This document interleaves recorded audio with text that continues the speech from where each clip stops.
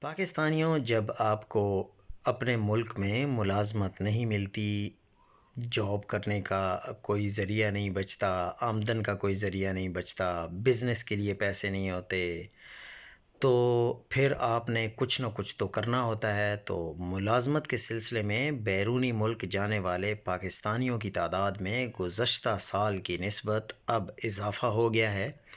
Bureau of immigration کے مطابق سال 2024 میں 7,27,000 نوجوان بیرونی ملک چلے گئے ہیں، جبکہ رواں سال یعنی اس سال صرف اکتوبر 2025 تک 6,15,000 پاکستانی بیرونی ملک جا چکے ہیں۔